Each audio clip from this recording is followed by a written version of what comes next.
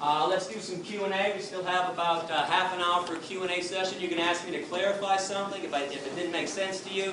Something in the video, what was going on, why was going on, how I got started, jail stories, whatever you want. I'm here to please. Somebody popped up back there first. So, for let's say I did want to become a vegetarian, price range for a week amount of food versus somebody who eats meat and goes to Walmart or Target or Kroger, to the grocery stores that aren't generally pushed towards vegetarians or vegans. What would be the difference in price? It's going to be cheaper. There's a big myth out there that it's more expensive to be veg, and let me explain this in a couple different ways. Now, first of all, the cheapest things on the market are cruelty-free and vegan. Rice, beans, lentils, pastas, things like that. Keep in mind, this is why poor people, impoverished people around the world, they're vegetarians. Eating meat is a luxury. It's only cheap in America because we subsidize the hell out of it. And I want you to put one thing into the equation that nobody ever wants to put into the equation. Health. Pharmaceuticals, hospital visits, doctor visits, all these pills, all the vitamins, healthcare. That stuff was not created for vegans. Those are meat-eating creations. I'm about to turn 40 in August. I have no healthcare. I take no vitamins. I see no doctor. I don't need to. I eat properly and I exercise. So if you put health into the equation, meat eating is the most expensive diet out there for sure. Also keep in mind, if you do buy processed foods, vegan or non-vegan, you always pay a little extra. If you pay Turtle Island Foods to make you a tofurkey, if you pay Lean Cuisine to make you some kind of meat dish, it's a little more pricier because somebody did it for you. So you can also, if you're really good in the kitchen, make this stuff on your own. I got a recipe section online. I also have a restaurant section and a grocery section too. So you can always look up that stuff. You can contact me, ask me, how do I make this favorite recipe of yours? I will track it down. My girlfriend too is a wonderful chef as well. So keep all those things into the equation. Let me say one more too. If you eat out, whether you eat meat or you're vegan, it's always a little more pricier too. So don't blame it on, I went to this vegan restaurant and it was pricey. Outback Steakhouse isn't so cheap either. And Longhorn Steakhouse and all these other places too. And if you eat out at restaurants, places like Subway, their veggie sub, when they're not doing their $5 special, the veggie sub is always the cheapest thing on their menu, on Italian bread, and it's vegan. If you go to Taco Bell, get a bean burrito without the cheese, you want to talk about dirt cheap, 99 cents. And I bring this up because students try to do this with me all the time. Gary, I understand what you're saying, but I'm broke. I'm a college student, only got $1, got to go to McDonald's. Well, you can do the same nasty shit at Taco Bell too, okay? And I say nasty shit because if you're eating McDonald's, don't tell me you're eating for taste. Yes, sir? So how do you get the same meat taste for a vegan meal without using meat? Yeah, if you use the right combinations of vegetables and spices, you'd be amazed what you can mimic. For instance, there's a lot of mock fish that's out there. I was talked about the shrimp from that company. If you go to a website called Veggie World, V-E-G-I-E, 1G, veggieworld.com, they got fake lobster, they got cod, they got salmon, any fish product you're looking for, they use seaweed. Seaweed gives it a fishy smell and a fishy taste. You've all had a good portobello mushroom at some time too. If you hook up a portobello mushroom on the grill, it tastes awfully steaky. So they use mushrooms and they want to get a beef flavor too. The woman that runs my recipe section, Amy Ball, one of the best chefs that nobody knows about. I was passing through San Francisco a few years ago, and one of my perks for traveling is that I get to eat all over the country, and I know what's vegan, what's out there, so I stopped by her house, and she says, you want a vegan hard-boiled egg here? Actually, she didn't say vegan. You want a hard-boiled egg? I said, are you kidding me? You got a vegan hard-boiled egg? What do you mean? There are no vegan hard-boiled eggs. She goes, I got one for you. She takes an avocado, slices it in half, takes half of it out. Think of an avocado. Think of a yolk that's been hard-boiled. The same texture. One's yellow, one's green. She takes the avocado, puts it on some vegan mashed potatoes that she made with hemp milk or rice milk, whatever her vegan milk of the day was, that mimicked the outside softness of the egg. She puts 2 dashes of salt on there and goes, take a bite. Holy shit. Vegan hard-boiled egg. So if you get really creative people in the kitchen, there are a lot of creative chefs out there, they can make anything taste like something else. So that's what they're doing. No chemicals. No chemicals. Yes? Some of these meat-alike foods, do they have to go to extra lengths, like add a lot of sodium or corn syrup? There's sodium in there for sure. Absolutely.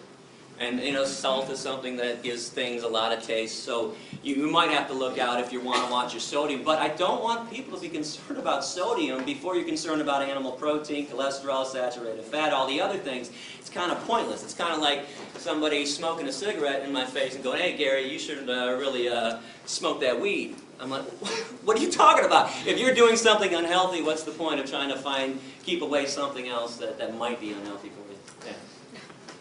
From what I understand, the basic concept of veganism is not to exploit or harm living beings, right? Everything from, say, cows to even yeast. But what about, say, if you have to deal with parasites, bacterial infections, diseases from that? How do you go about treating yourself? Yeah, self-defense is an acceptable form of protecting yourself. That's understandable, but say as a doctor in your profession, you have to go in there and you have to kill living beings. Kill what, bacteria? Yeah. So are you founder of People for the Ethical Treatment of Bacteria? The only thing that bothers me when this is brought up is that you want to equate cows on the same level as parasites Oh and no, bacteria. I'm equating bacteria and yeast together. Okay, but do bacteria harm you most of the time? When they do, they're harmful. You have a right to defend yourself and kill something that's harming you. Now let me explain this in a different way. If you and I were walking through the woods and a bear attacked you and jumped on you, do you really think I'd be like, huh, too bad, I'm vegan, man? Okay, I would beat the shit, or try to beat the shit out of you and get them off you. It's a self-defense. You were attacked. But if some human jumped on you for no reason, I'd also protect you too. If bacteria are killing you and destroying your body, you have a right to destroy the bacteria that's trying to destroy you. Keep in mind, cows do not attack us. Chickens have never attacked a human being in history. Something else I'm kind of curious about, how come we think we're better than chickens when we kill 35 to 40 billion chickens every year on this planet? We've been doing this for thousands of years. How is the murderer more special than the murdered? How is the oppressor better than the oppressed? We got this stuff backwards. We're not better than them. We're the ones attacking them. That makes us less important. That makes us worse. That makes us evil. Yes, sir. So, say the world population is at 8 billion now, and at least most of the United States is considered meat eaters, right? So, with only a certain portion of the world being devoted to farmland or places we can grow food, it just seems to me that if most of the world went vegan, then it would, I know your quote on the 65% of the grain goes to meat products, but how would we support ourselves without meat products, I guess is what I'm trying to say, or eggs or... Easily and wonderfully. Let me throw out some other stats. 95% of soy in America, that's animal feed. 80% of corn in America, animal feed. 70% of oats in America, that's animal feed. If we ate the stuff directly, do you know that 1 acre of land can yield 30,000 pounds of carrots, 40,000 pounds of potatoes, and 50,000 pounds of tomatoes? 1 acre of land can only give you 250 pounds of meat. Okay, we would be using less land, destroying less habitat if we just ate crops directly. Please go to the environment section on my website or go to a website called earthsave.org. Everybody gets fed. Here, let me throw this out there. Do you know the world's largest Feed the Hungry organization is called Food for Life Global? Please look them up online. When I found out about this group that solely uses vegetarian and vegan food to feed people 2 million meals per day, I found out about them about 10 years ago. I also found the second largest group on the planet doing Feed the Hungry stuff is Plenty. Plenty.org is their website. Both are vegetarian groups. Now, I sent a letter to both presidents saying, oh my God, this is wonderful. Finally, somebody realized you don't have to harm animals to help people. I got letters back that were almost identical. They said something like this: it's not that we do this for ethical reasons. We don't want to argue with you. We don't want to debate you on that.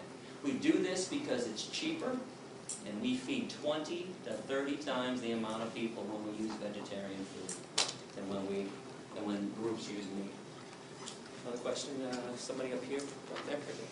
I agree with you in the vegetables and fruit and all that stuff is really good for you, but I guess would say processed soy is bad for you because it causes the body to generate extra estrogen. Well, here's something interesting on that. If estrogen is people's concern about soy, meat and cow's milk have twice the amount of estrogen that's found in soy. But let me break this down for you. So the estrogen that's found in soy is a phytoestrogen, P-H-Y-T-O, plant-based.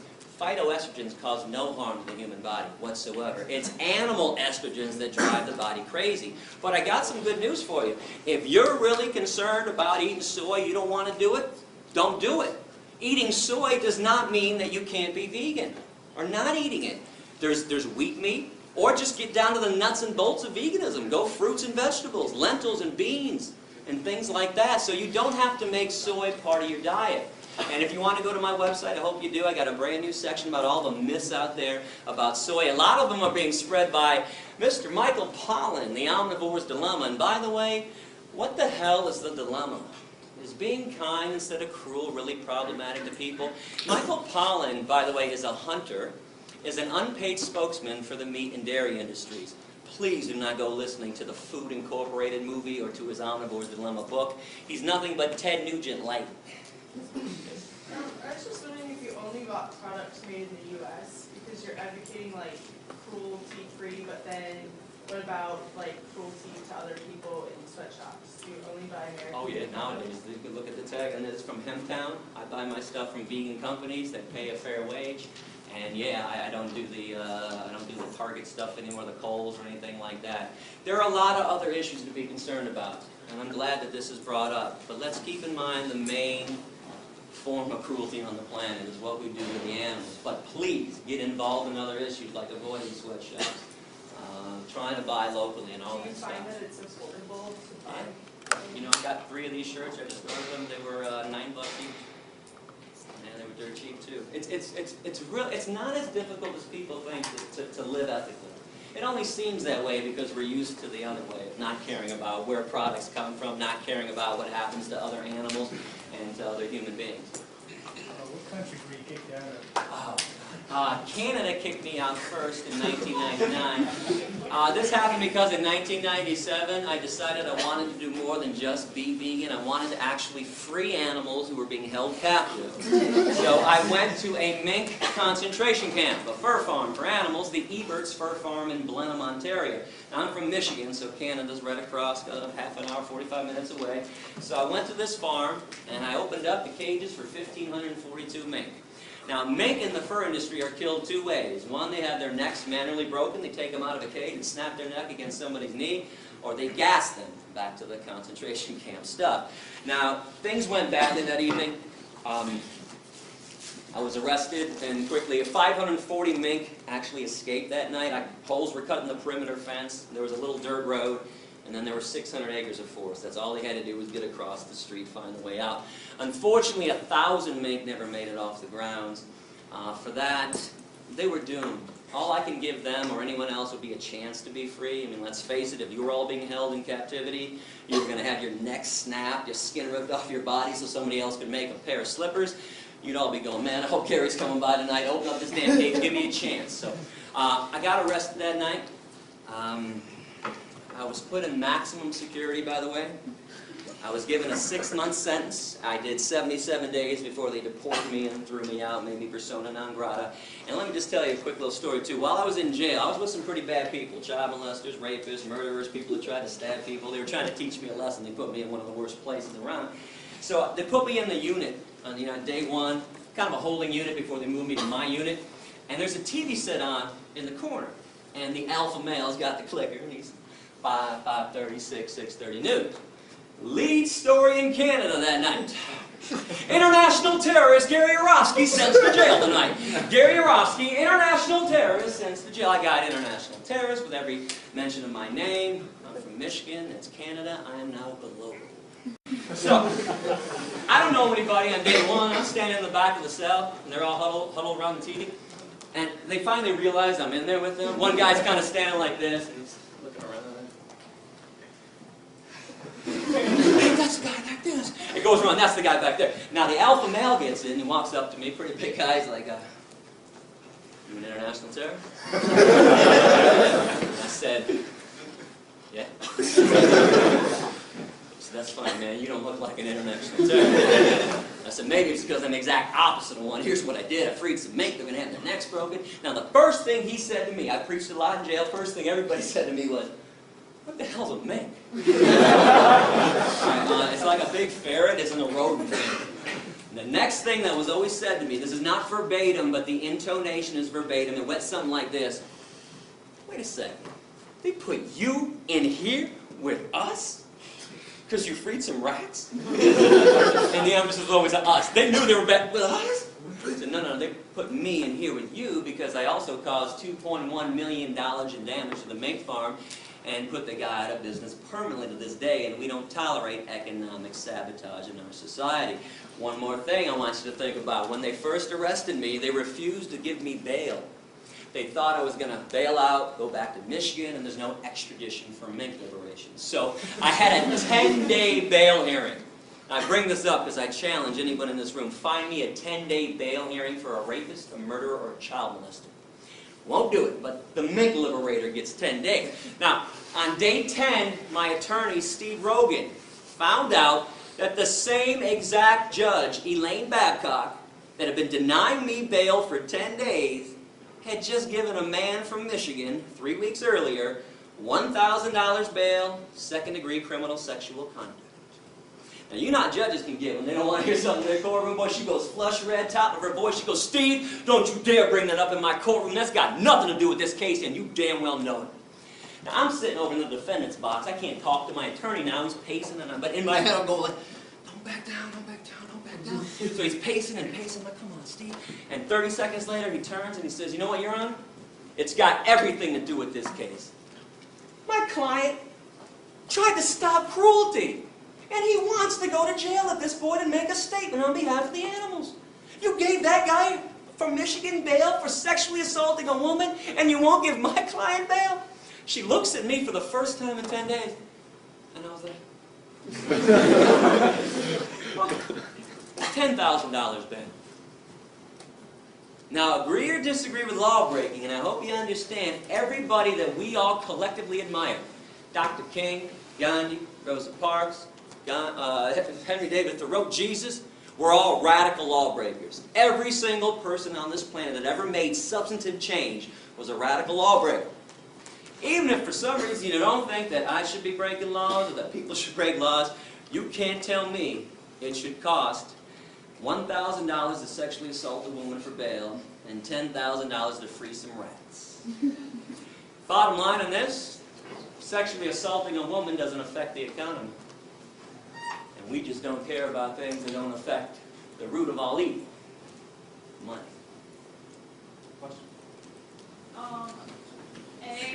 What got you started in the tattoo?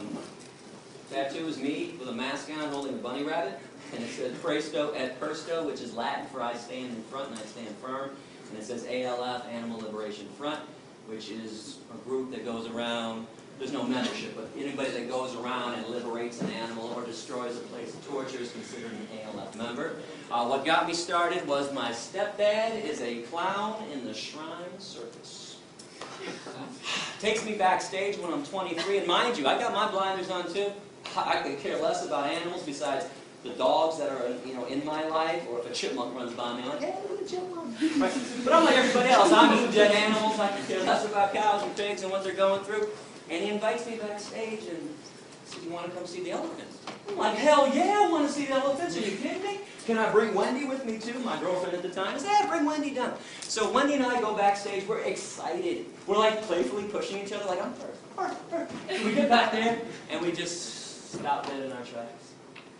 When you see cruelty in front of your face, you don't need somebody to explain it to you. I knew what I was seeing was evil. 3 elephants were lined up in chains, front left foot, back right foot, each of them, chained up to the cement floor of the warehouse of the Michigan State Fairground. I looked to the left, I saw a monkey screaming and grabbing the bars of his prison.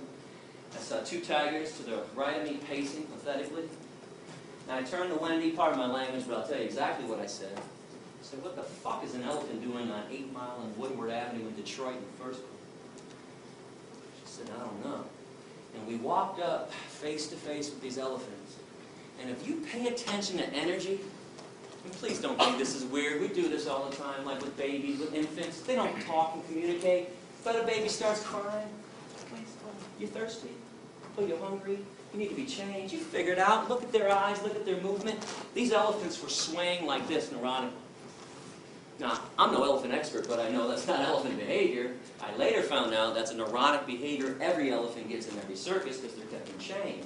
In the wild, elephants walk 20 to 50 miles a day. I looked into their eyes. I saw nothing but hopelessness and fear.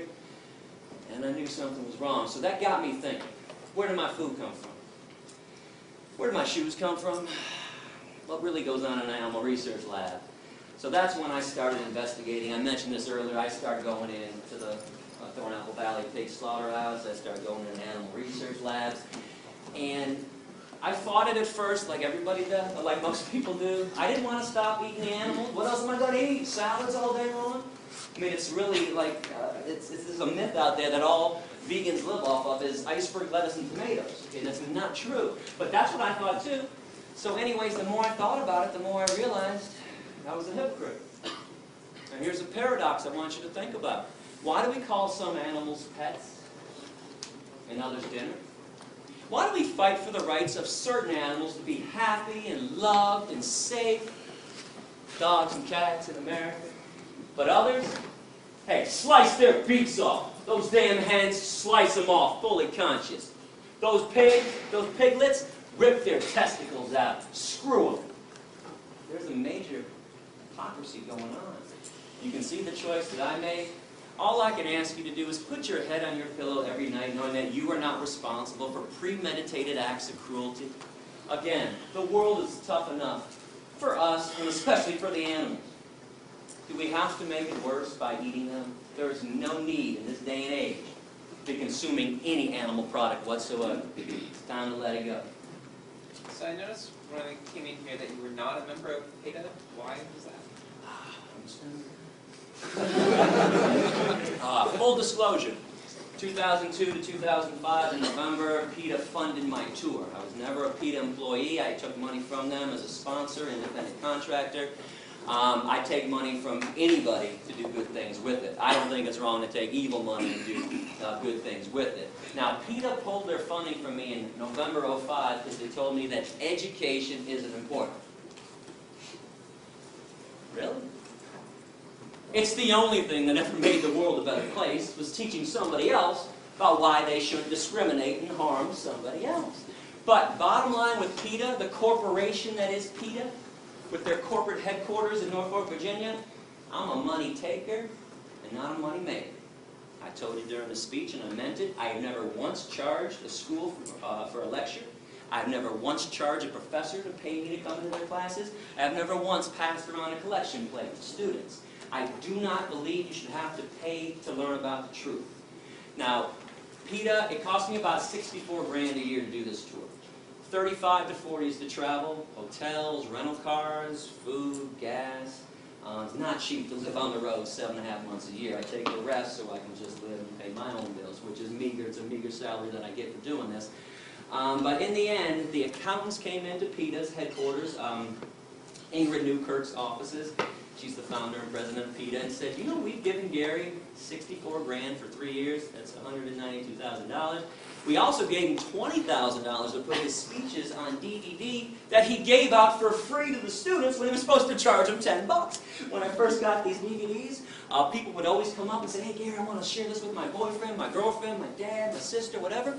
And I'd be like, oh, great, I got some DVDs. They're $10. And nearly every student would say, I'm broke. I'm a student. What do you mean $10? I'm like, oh, okay, here you go.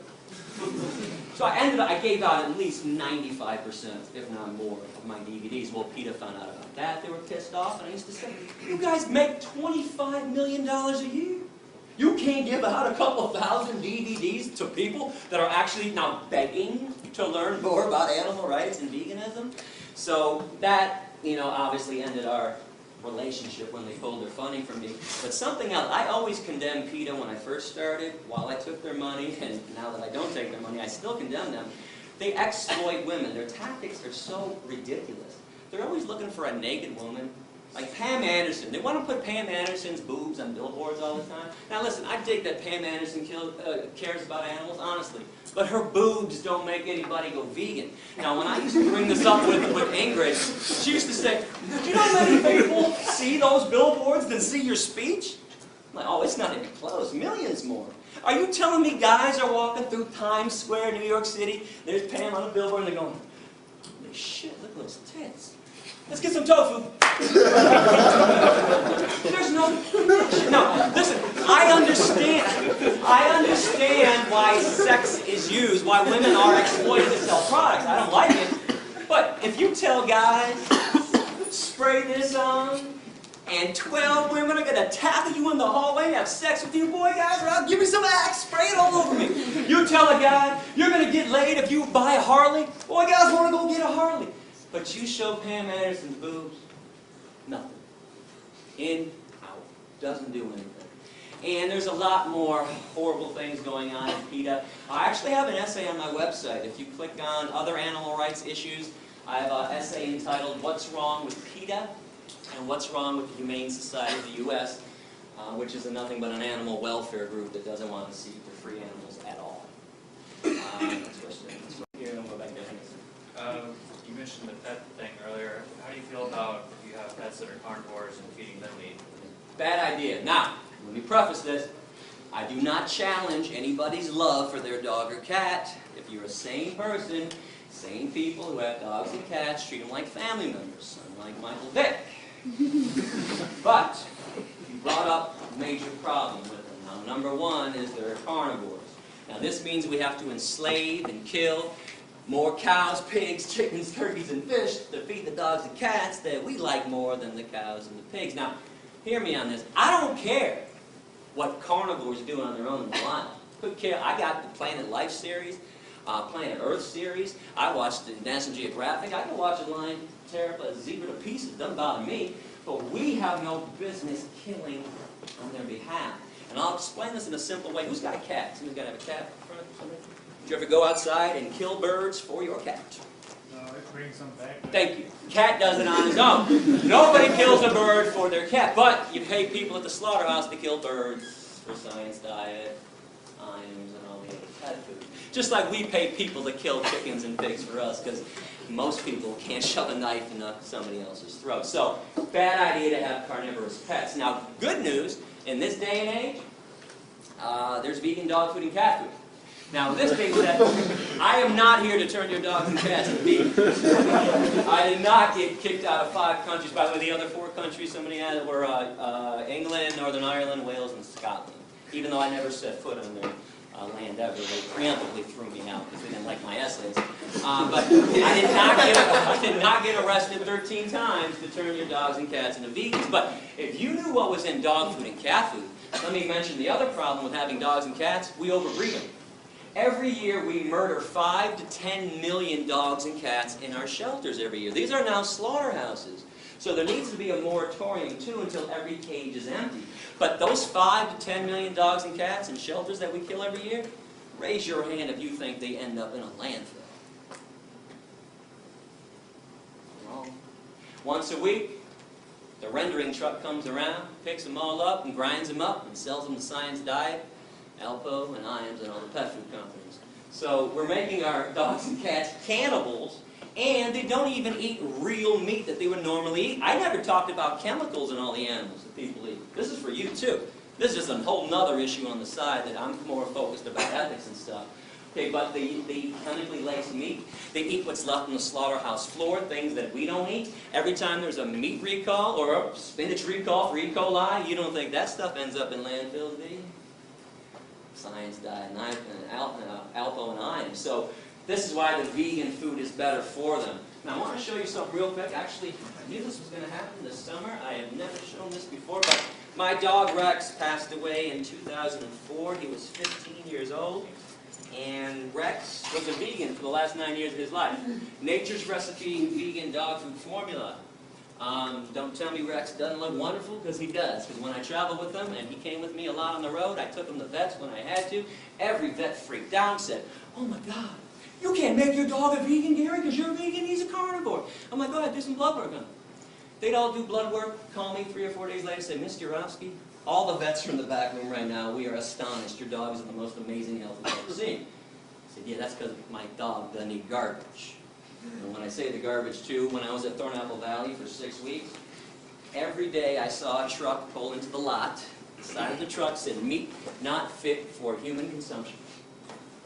I watched the truck go into the alleyway every day, took 3 garbage bins and dumped them out. The garbage bins. Right off to the pet food companies. Wasn't hard to track that now. So this is why that vegan stuff is better. Now the vegan cat food, by the way, is not on the market. You've got to go online. I think vegancats.com or evolution.com. But vegan dog food is at every pet food store that I've seen. It's called Nature's Recipe. Question?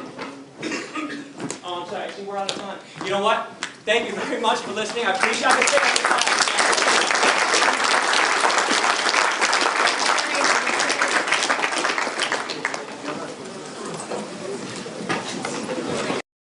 What would be the difference in price? It's going to be cheaper.